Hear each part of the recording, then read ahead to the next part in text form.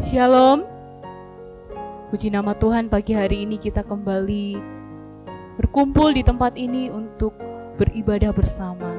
Mari persiapkan hati kita, mari bersaat teduh sejenak di hadapan Tuhan.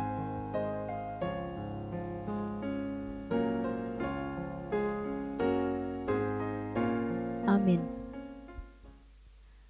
Mazmur 27 ayatnya yang keempat hingga keenam berbunyi demikian. Satu hal telah kuminta kepada Tuhan, itulah yang kuingini, diam di rumah Tuhan seumur hidupku, menyaksikan kemurahan Tuhan dan menikmati bait-Nya. Sebab Ia melindungi aku dalam pondok-Nya, pada waktu bahaya, Ia menyembunyikan aku dalam persembunyian di kemah-Nya, Ia mengangkat aku ke atas gunung batu.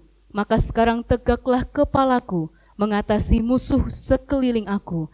Dalam kemah-Nya aku mau mempersembahkan korban dengan sorak-sorai, aku mau menyanyi dan bermazmur bagi Tuhan. Mari kita naikkan satu pujian, sinar kemuliaan-Mu Bapa.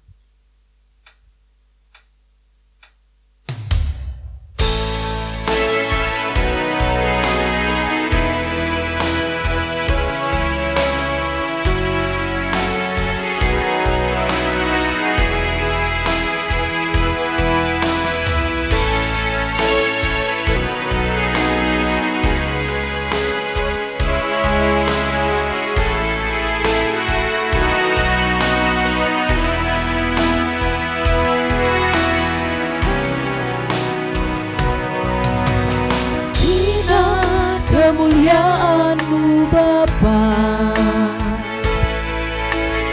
memenuhi sekelilingku, rasakan hadirat-Mu, Kau tenggelamkan jiwaku, ku ingin tetap tinggal bersama-Mu.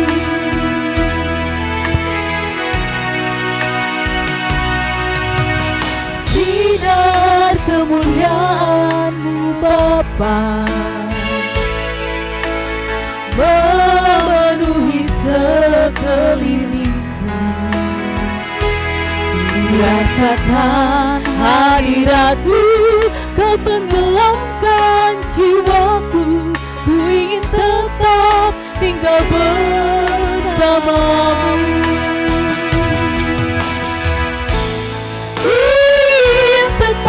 Di sini menikmati bait-Mu, ingin tetap di sini dan memandang indah wajah-Mu.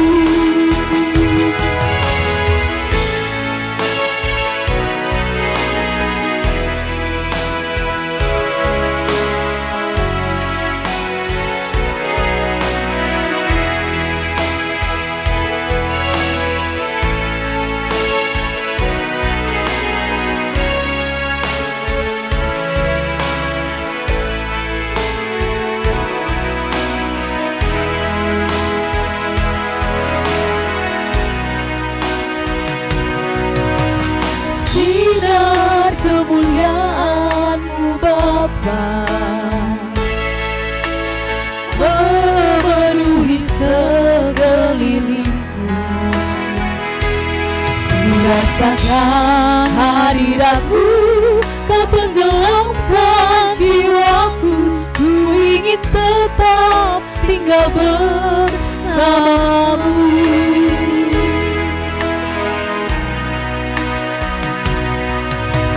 Sinar kemuliaan-Mu Bapa memenuhi sekelilingku, rasakan hadirat-Mu, Kau tenggelamkan jiwaku, ku ingin tetap tinggal bersama-Mu.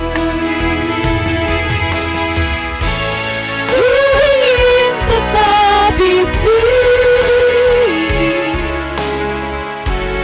menikmati bait-Mu,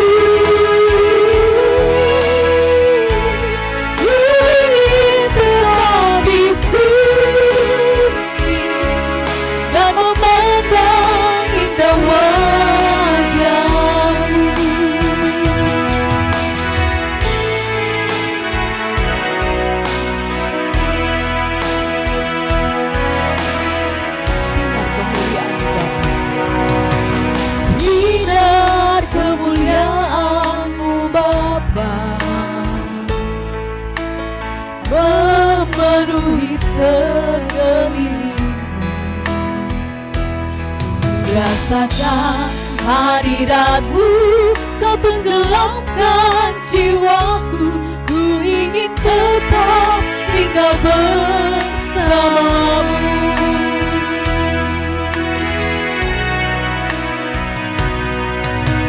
Sinar kemuliaan-Mu Bapa memenuhi sekelilingku. Merasakan hadirat-Mu, kau tenggelamkan jiwaku. Ku ingin tetap tinggal bersamamu. Ku ingin tetap di sini, menikmati baik-Mu. Ku ingin tetap di sini dan memandang indah wajah-Mu. Ku ingin tetap di sini, menikmati baik-Mu.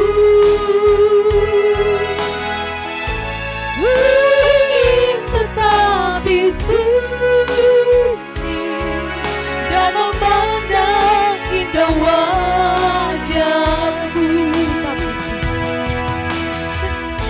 Ku ingin tetap di sini,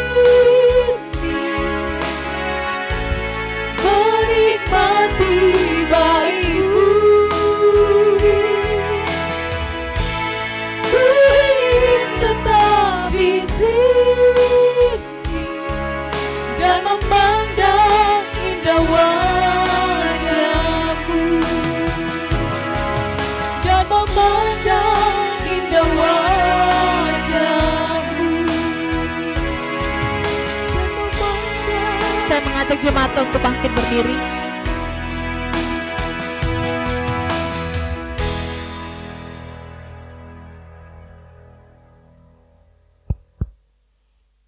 Pertolongan kita pagi ini datang dalam nama Tuhan yang menjadikan langit dan bumi serta sekalian isinya.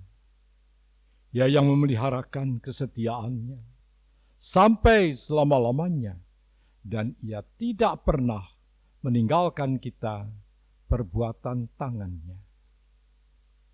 Turunlah atas saudara semua kasih karunia dari Allah Bapa, damai sejahtera dari Yesus Kristus di dalam Roh Kudus.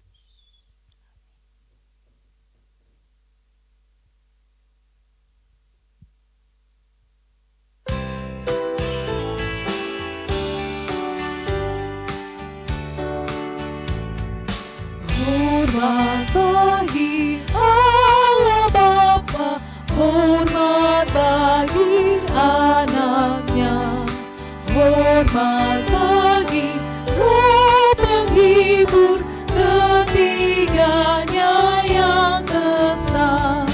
Haleluya, haleluya, ketiganya yang esa.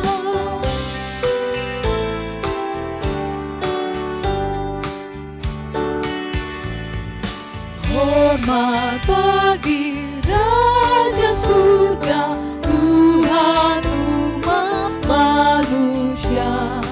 Hormat bagi Raja Salam di seluruh dunia.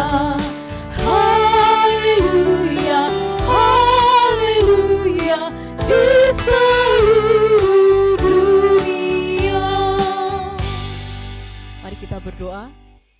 Bapa dalam kerajaan surga, sungguh hati kami melimpah dengan rasa syukur.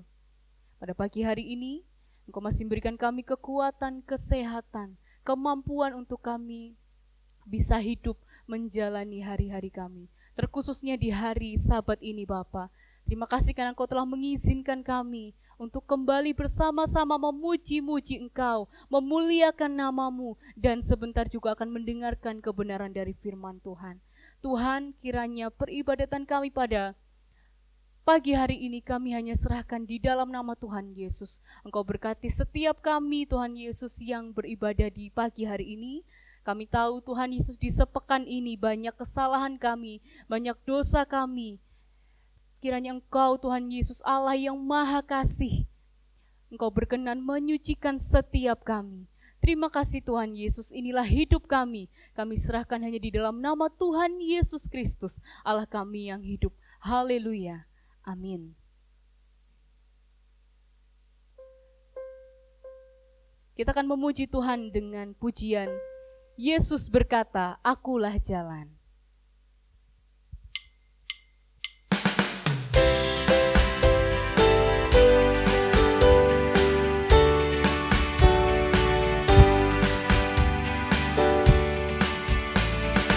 Yesus memanggil padamu dengan suara manis merdu. Marilah datang padamu, Yesus berseru. Yang kata, Aku jalan, kebenaran dan kehidupan, dan seorang sampai ke Bapa tanpaku. Akulah jalan dan hidup.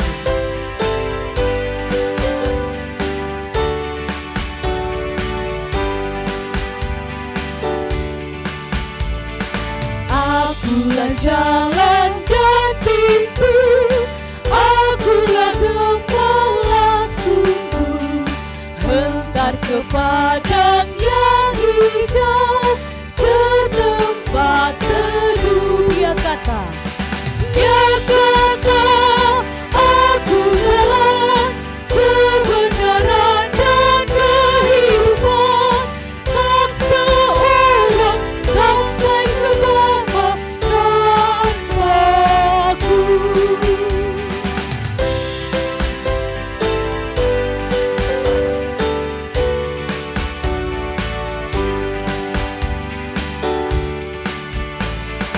Lebarlah jalan ke dunia yang menuju ke neraka, tapi sempitlah jalannya menuju surga. dia kata, Dia kata, Aku jalan, kebenaran dan kehidupan, tak seorang sampai ke Bapa tanpaku.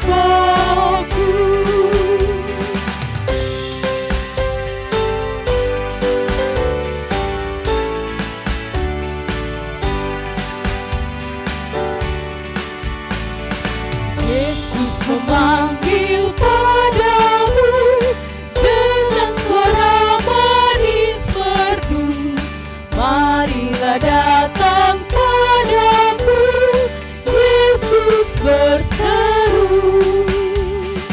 Dia kata, Aku jalan, kebenaran dan kehidupan, tak seorang sampai ke Bapa tanpaku.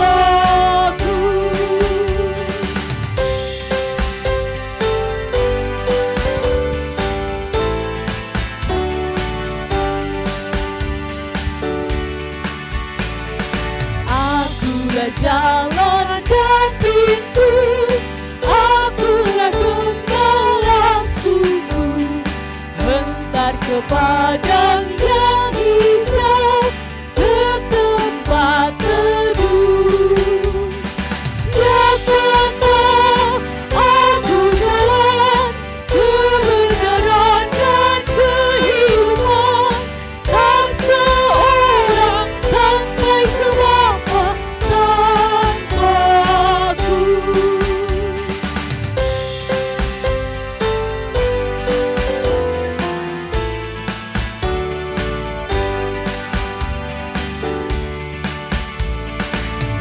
lebarlah jalannya dunia yang menuju ke neraka, tapi sempitlah jalannya menuju surga.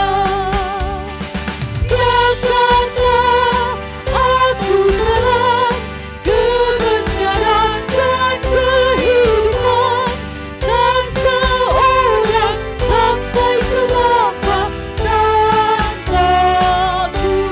Dia kata,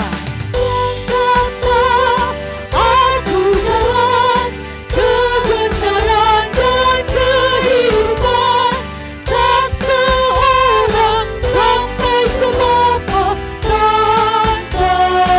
dia kata, aku jalan kebenaran dan kehidupan, tak seorang sampai ke Bapa tanpaku. kita akan membaca bersama pengakuan iman kita.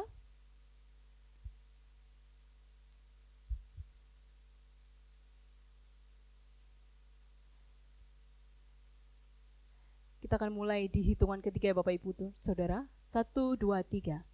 Aku percaya kepada Allah, Bapa yang Maha Kuasa, Khalik langit dan bumi, dan kepada Yesus Kristus, anaknya yang tunggal Tuhan kita, yang dikandung daripada Roh Kudus, lahir dari anak darah Maria, yang menderita di bawah pemerintahan Pontius Pilatus, disalibkan, mati dan dikuburkan, turun ke dalam kerajaan maut, pada hari yang ketiga bangkit pula dari antara orang mati, naik ke surga, duduk di sebelah kanan Allah, Bapa yang Maha Kuasa, dan akan datang dari sana untuk menghakimi orang yang hidup dan yang mati. Aku Aku percaya kepada Roh Kudus, gereja yang gereja kudus yang dan kudus am, dan am, persekutuan persekutuan orang kudus, pengampunan dosa, kebangkitan daging, dan hidup yang kekal. Amin. Amin. Silakan duduk kembali Bapak Ibu Saudara. Sebentar kita akan menyaksikan persembahan pujian dari kaum wanita. Waktu dan tempat saya persilakan.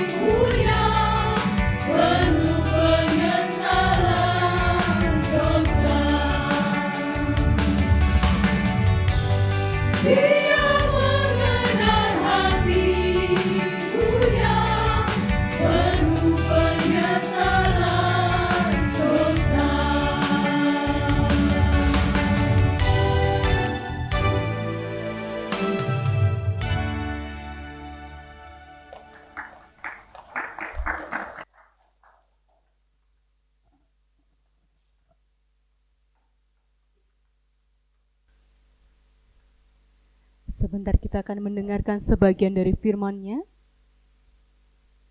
Mari kita mempersiapkan hati, pikiran, dan jiwa kita hanya tertuju kepada Tuhan saja. Kebaikan Tuhan tidak pernah habis dalam kehidupan kita. Mari kita berjuang sampai akhirnya nanti Tuhan memanggil kita. Kita tetap setia mengiring Dia. Mari kita naikkan satu pujian, tetap setia. Selidiki aku, lihat hatiku.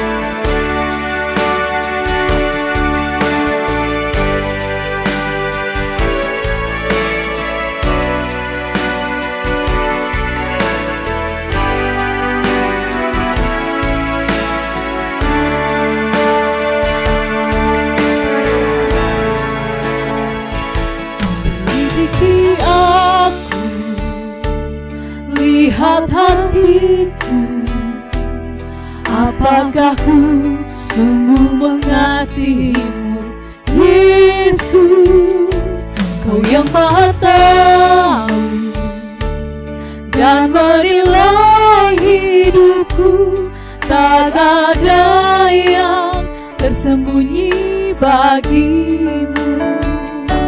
Telah kulihat kebaikan-Mu yang tak pernah habis di hidupku. Ku berjuang sampai akhirnya Kau dapati aku tetap setia.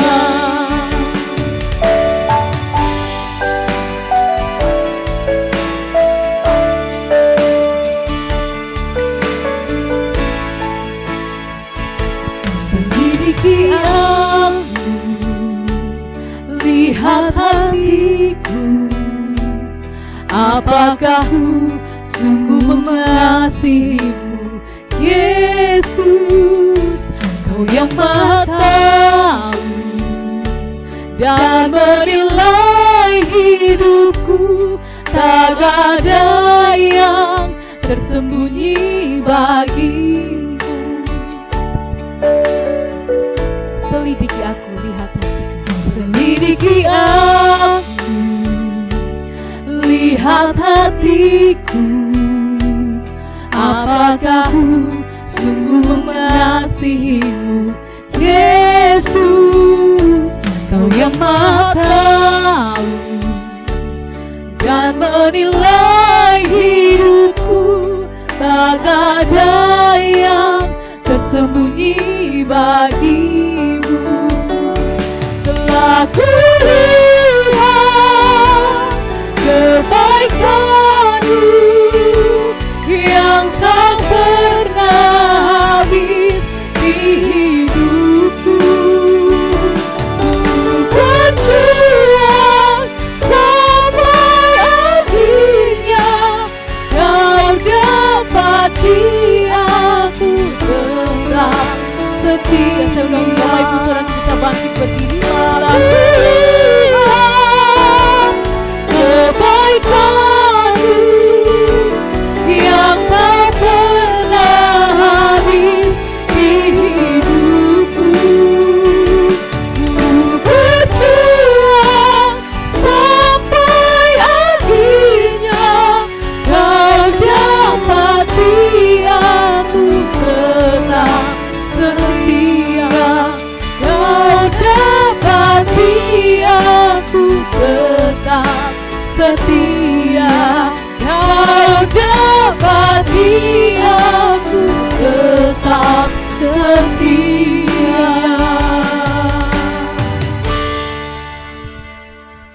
Mari kita bersatu di dalam doa.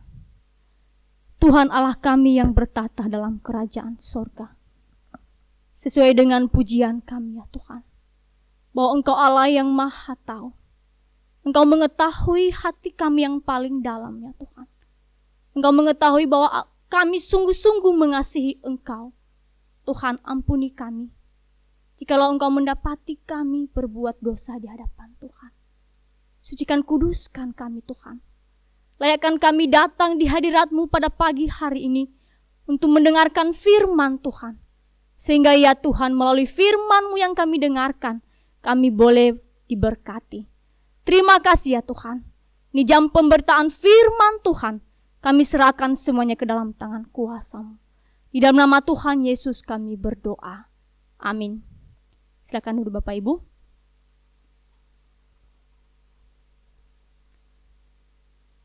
Salam Bapak Ibu. Saat ini kita akan bersama-sama belajar satu kebenaran firman Tuhan yang terambil dari surat Kolose, pasalnya yang pertama, ayatnya yang ke-7 sampai ke-10. Dan kita nanti akan baca satu ayat lagi di dalam surat Kolose pasal 3, ayatnya yang ke-10. Kolose pasal 1 ayat 7 sampai 10.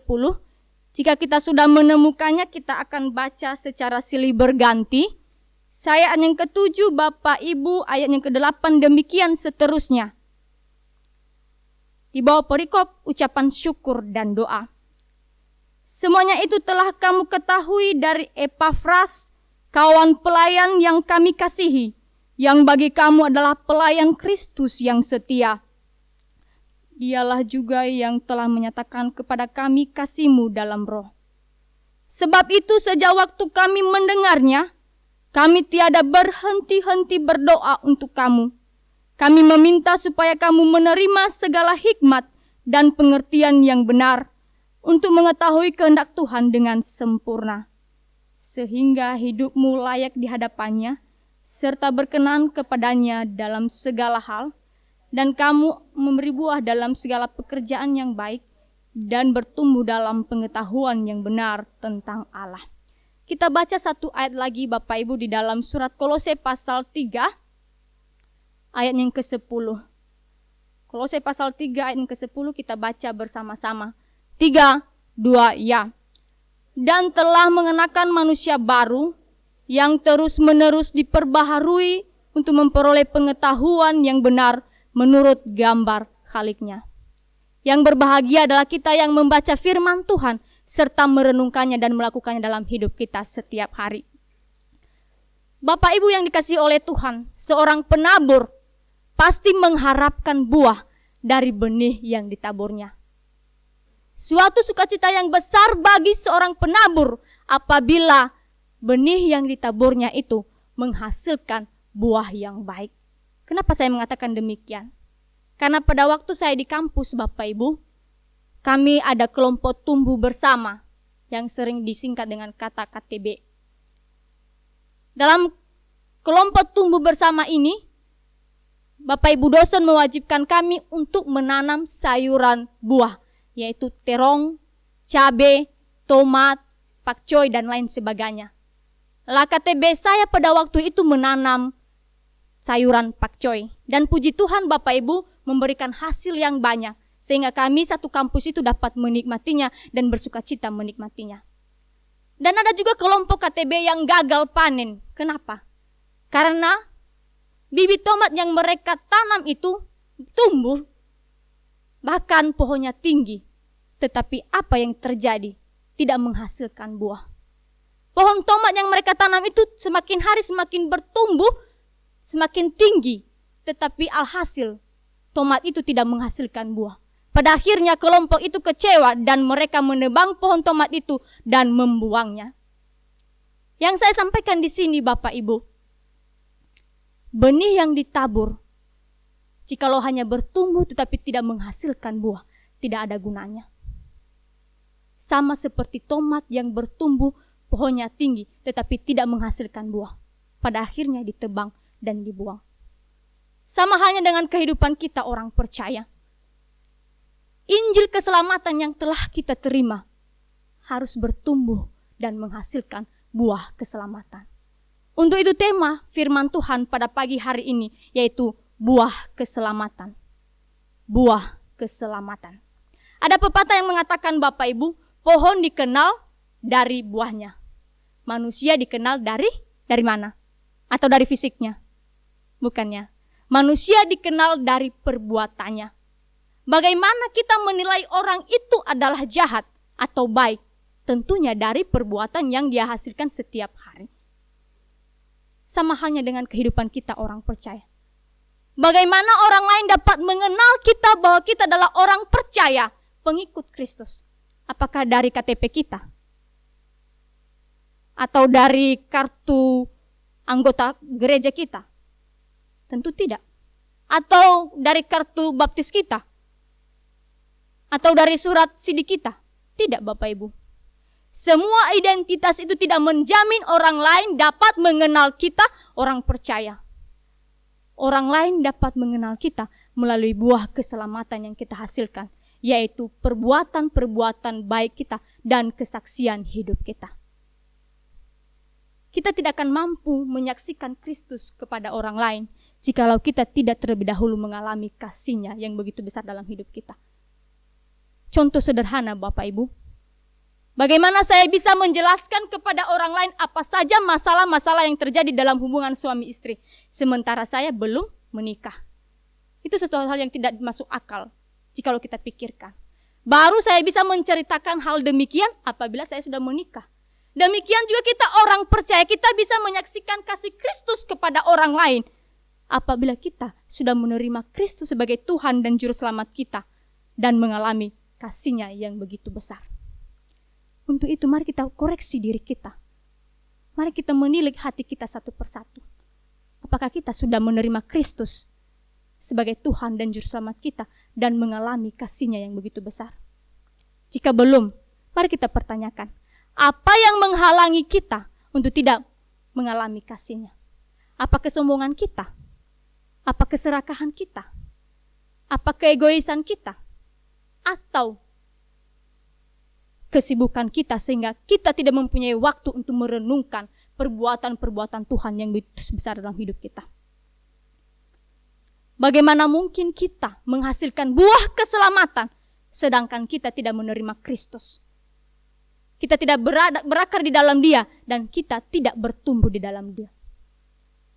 Itu sebabnya Paulus mengatakan kepada jemaat di Kolose pada pasal 2 ayat 7, yang mengatakan kepada kita, hendaklah kamu berakar di dalam Dia dan dibangun di atas Dia. Hendaklah kamu bertambah teguh dalam iman yang telah diajarkan kepadamu. Dan hendaklah hatimu melimpah dengan syukur. Hendaklah kamu berakar di dalam Dia dan dibangun di atas Dia. Sebuah pohon dapat berdiri dengan kokoh apabila akarnya ditancapkan di dalam tanah. Sebuah bangunan dapat berdiri dengan kokoh apabila fondasinya ditancapkan di dalam tanah. Demikian juga kita orang percaya. Iman kita akan bertumbuh, iman kita akan kokoh apabila kita tetap di dalam Yesus Kristus dan merasakan kasih-Nya yang luar biasa. Rasul Paulus memakai gambaran akar untuk mencari makanan dari dalam tanah. Demikian pula hidup kita orang percaya.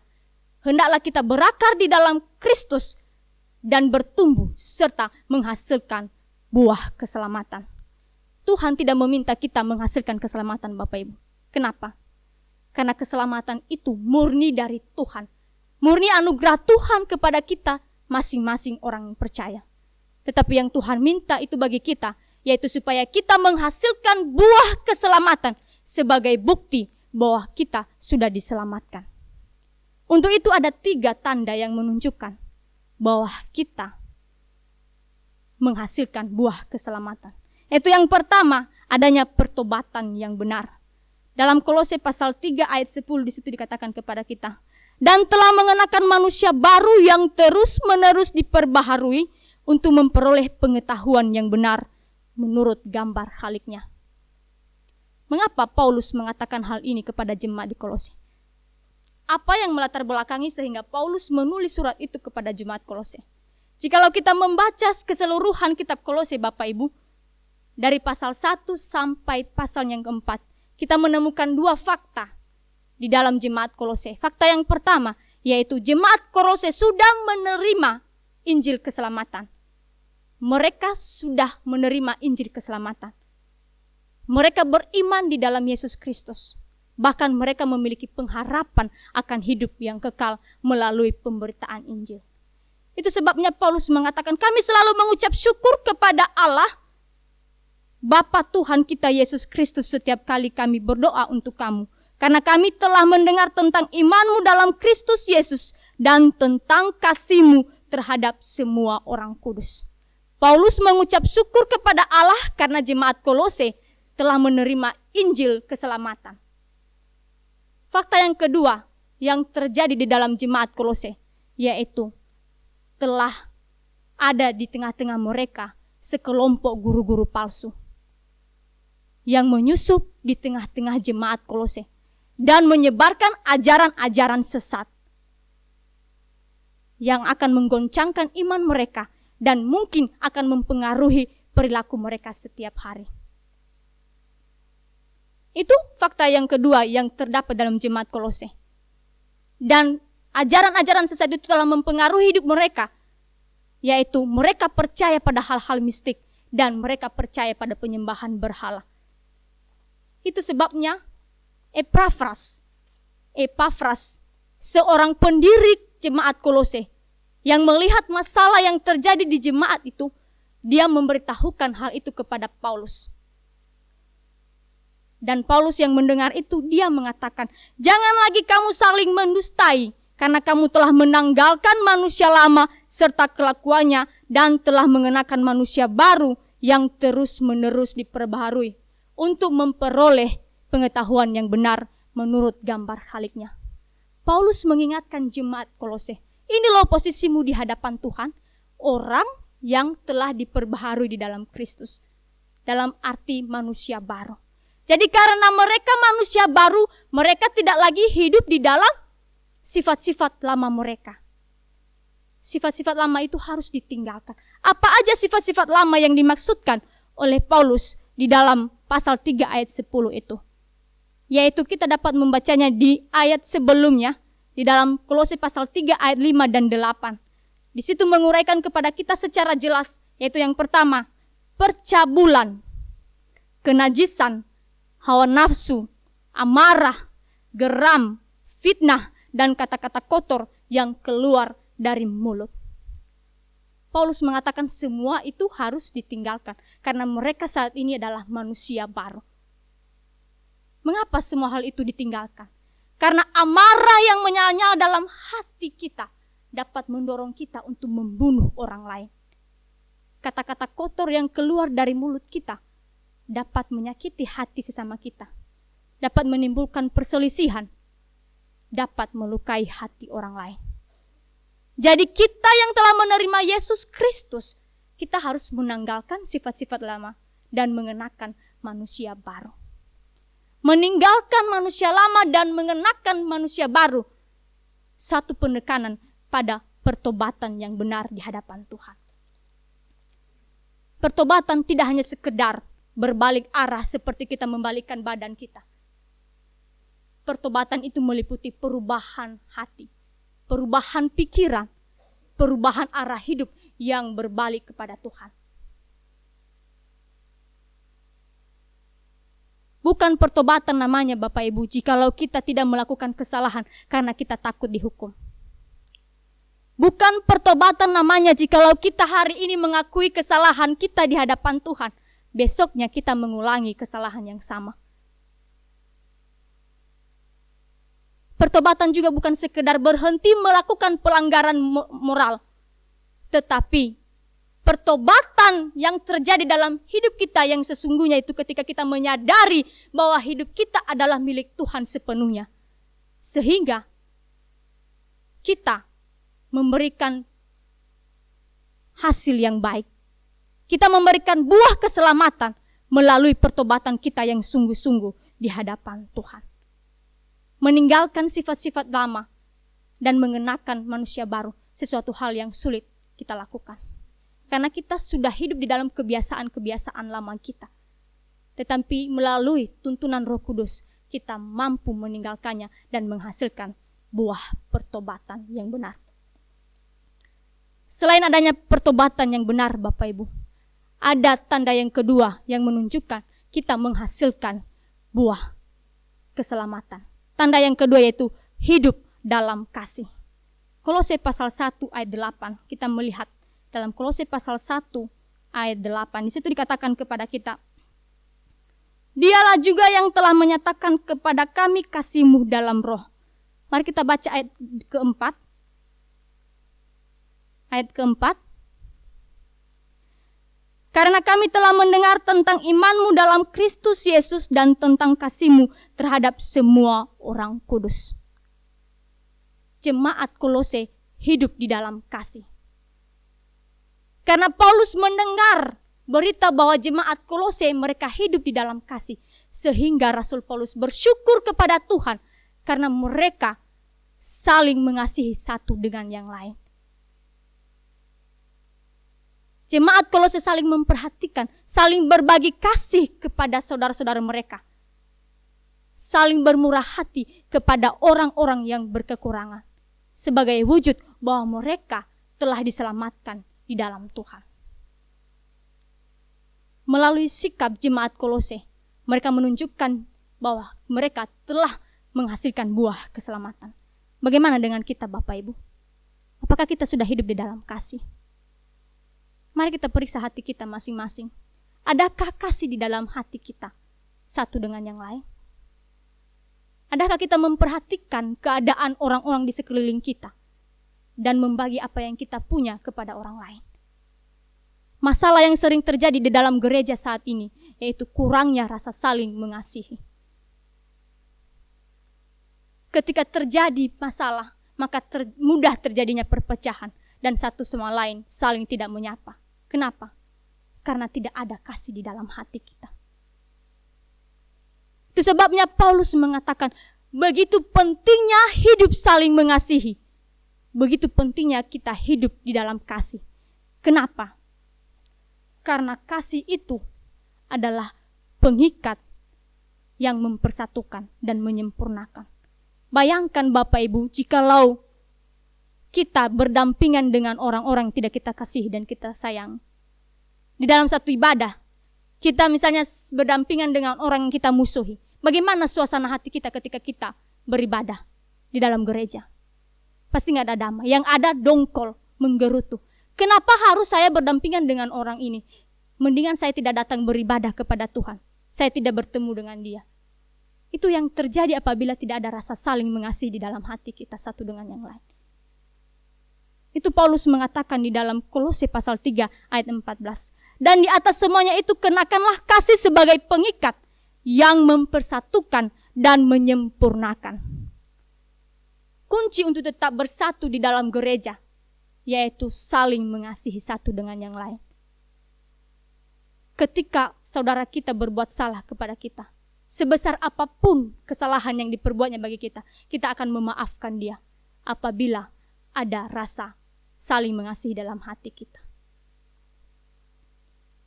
Demikian dengan kita, biarlah kita memiliki rasa saling mengasihi sebagai bukti bahwa kita sudah diselamatkan di hadapan Tuhan. Karena itu adalah buah keselamatan kita di hadapan Tuhan. Tanda yang ketiga yang menunjukkan bahwa kita menghasilkan buah keselamatan, yaitu hidup berkenan kepada Allah. Hidup berkenan kepada Allah. Dalam Kolose pasal 1 ayat 9 sampai 10, kita dapat membacanya. Sebab itu sejak waktu kami mendengarnya, kami tiada berhenti-henti berdoa untuk kamu. Kami meminta supaya kamu menerima segala hikmat dan pengertian yang benar untuk mengetahui kehendak Tuhan dengan sempurna. Sehingga hidupmu layak di hadapannya serta berkenan kepadanya dalam segala hal. Dan kamu memberi buah dalam segala pekerjaan yang baik dan bertumbuh dalam pengetahuan yang benar tentang Allah. Hidup berkenan di hadapan Allah adalah kerinduan masing-masing kita. Betul kan Bapak Ibu? Betul pastinya. Tetapi bagaimana cara kita mewujudkan hidup berkenan di hadapan Tuhan itu? Yaitu dengan memohonkan hikmat, pengertian, dan pengetahuan yang benar dari Tuhan. Karena hanya dengan pengetahuan yang benar kita dapat mengetahui apa kehendak Tuhan dalam diri kita. Karena hanya dengan pengetahuan yang benar dari Tuhan, kita dapat membedakan mana yang baik, mana yang jahat. Apa yang berkenan di hadapan Tuhan dan apa yang tidak. Ketika kita memiliki pengetahuan yang benar, Bapak Ibu, kita tidak dengan mudah terjerumus di ajaran-ajaran sesat. Kita tidak dengan mudah dipengaruhi oleh orang-orang di sekeliling kita. Contoh sederhana, Bapak Ibu. Jikalau ada teman kita yang mengajak kita untuk menggelapkan keuangan perusahaan, apakah kita langsung terjerumus? Karena kita mengetahui menguntungkan kehidupan kita. Jikalau kita memiliki pengetahuan yang benar, maka kita pasti menolak ajakan teman kita. Karena kita tahu bahwa itu akan merugikan orang banyak dan akan merugikan perusahaan. Itulah fungsinya. Jikalau kita memiliki pengetahuan yang benar, maka kita akan hidup berkenan di hadapan Tuhan.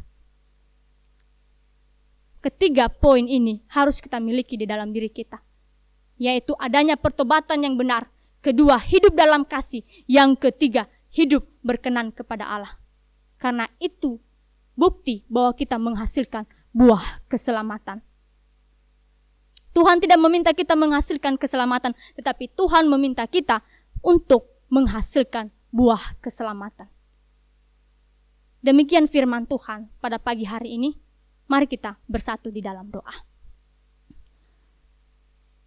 Tuhan Allah kami yang bertata dalam kerajaan sorga, sungguh kami mengucap syukur untuk firman Tuhan yang kembali mengingatkan kami supaya kami berakar di dalam Kristus, bertumbuh dan berbuah. Sehingga ya Tuhan, melalui buah kami, orang banyak mengenal Engkau dan orang banyak mengenal kami sebagai pengikut Kristus. Terima kasih ya Tuhan untuk firman-Mu yang telah kami dengarkan. Dan tolong kami supaya kami melakukan kehendak-Mu dalam hidup kami, pribadi lepas pribadi. Terima kasih ya Tuhan. Nado dan permohonan kami serahkan semuanya ke dalam tangan kuasa-Mu. Di dalam nama Tuhan Yesus kami berdoa. Amin.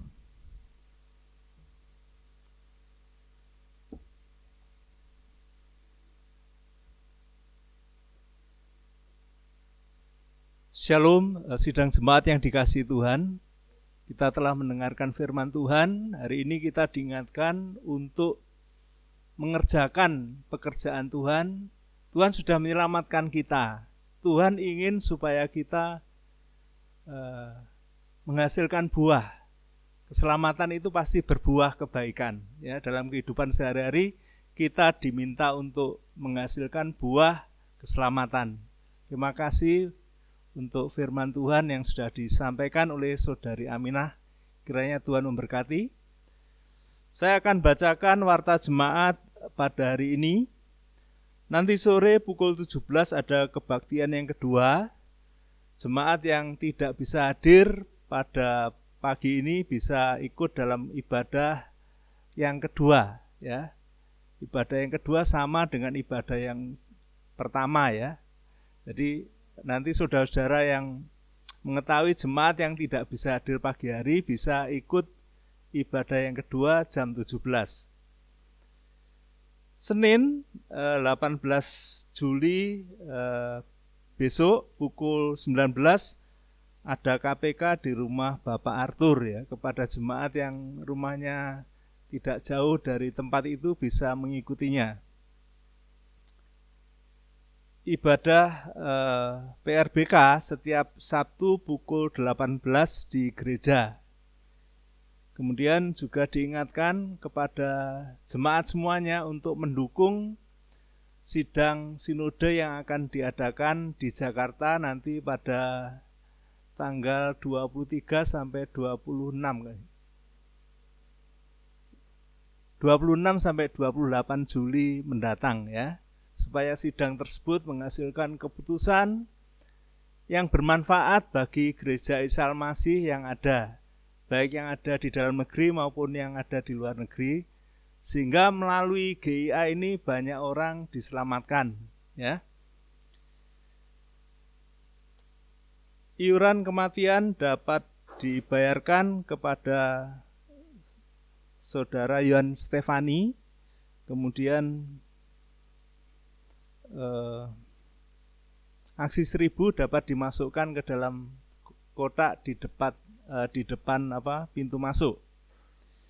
Persembahan, hari ini jemaat diberi kesempatan memberikan persembahan untuk pekerjaan Tuhan atau kolekte, dan persembahan diakonia untuk kantong biru ya.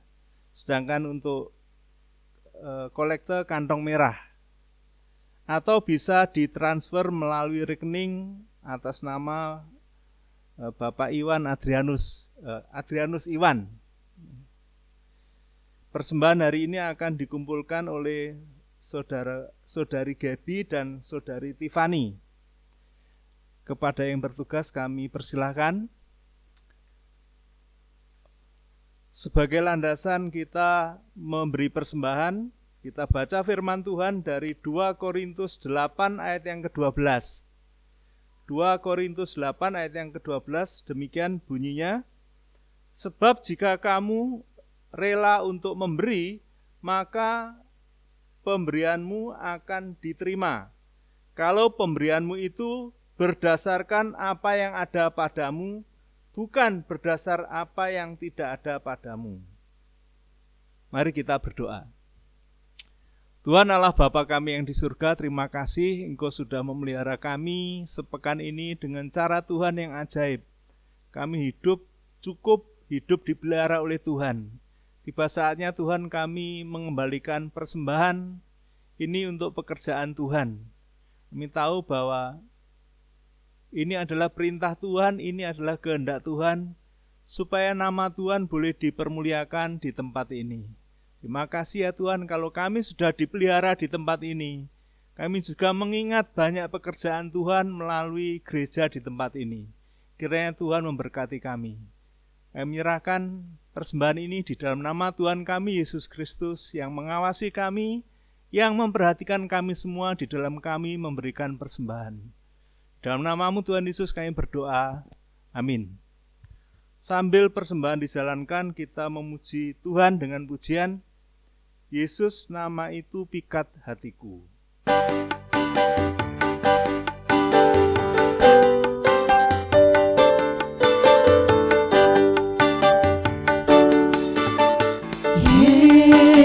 Yesus, Yesus, Yesus, nama itu pikat hatiku. Yesus, Yesus, Yesus, nama itu pikat hatiku. Dia hapus semua dosaku dan beri hati yang baru. Hati rasa dia lenyapkan, sejahtera dia berikan. Hati bimbang tak menentu, hidup kekal dia berikan padaku.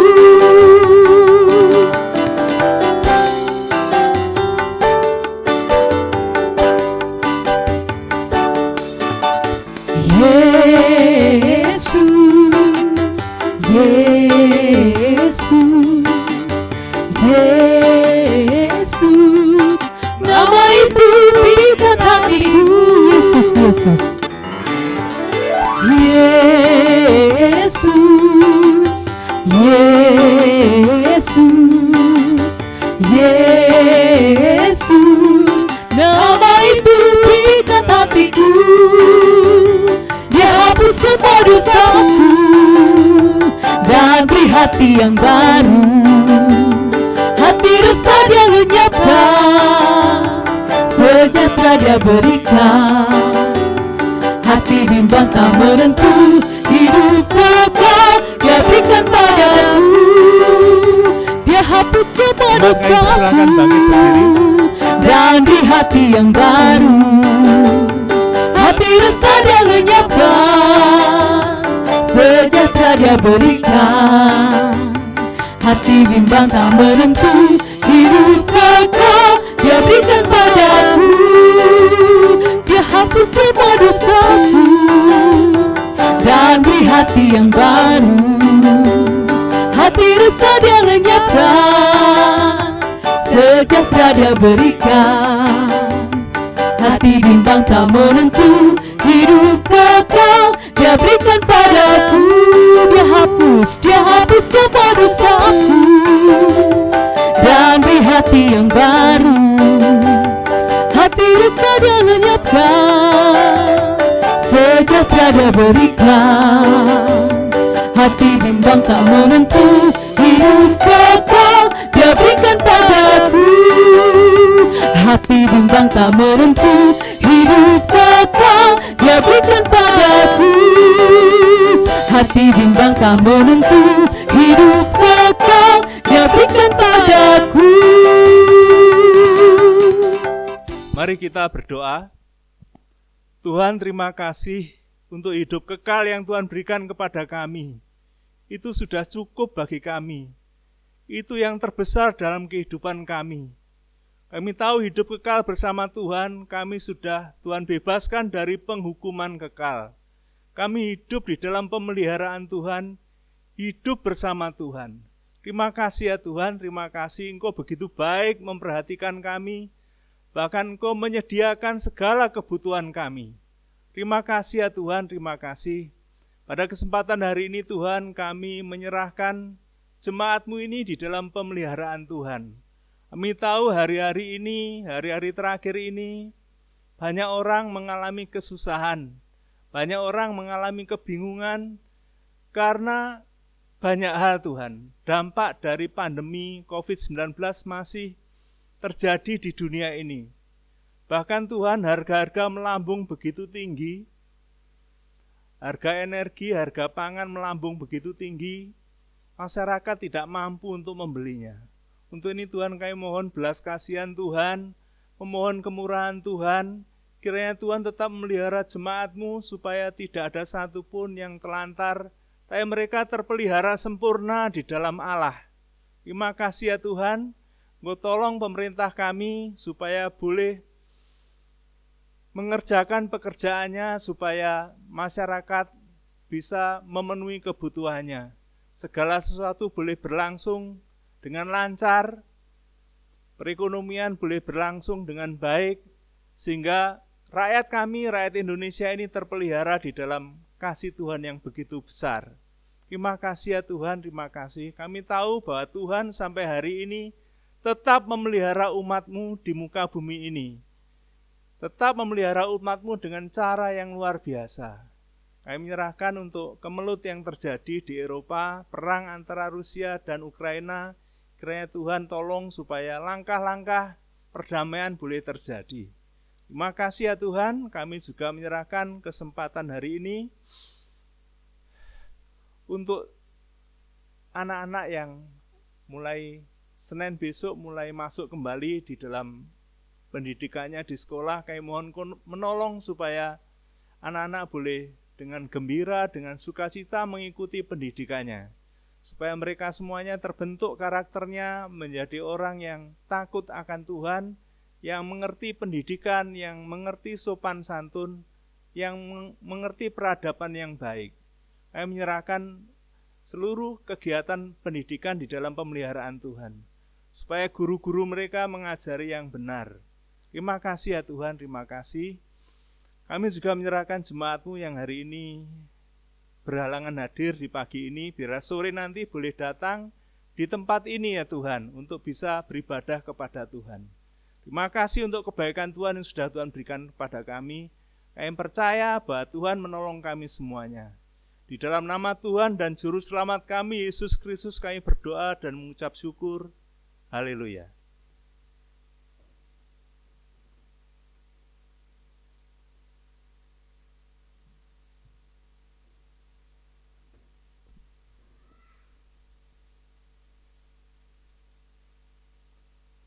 Tuhan memberkati engkau.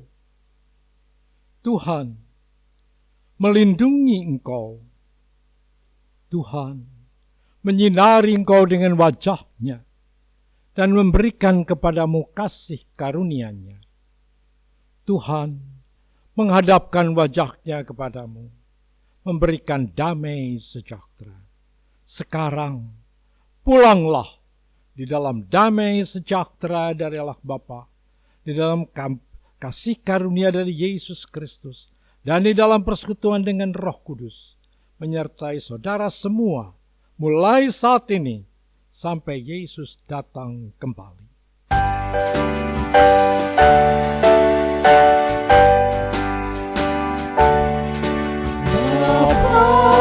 Terima kasih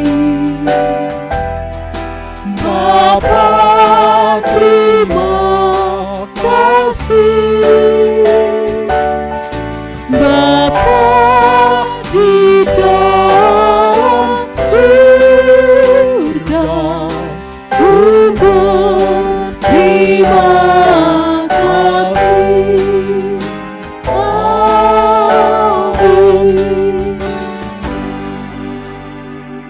Silakan duduk dan doa teduh.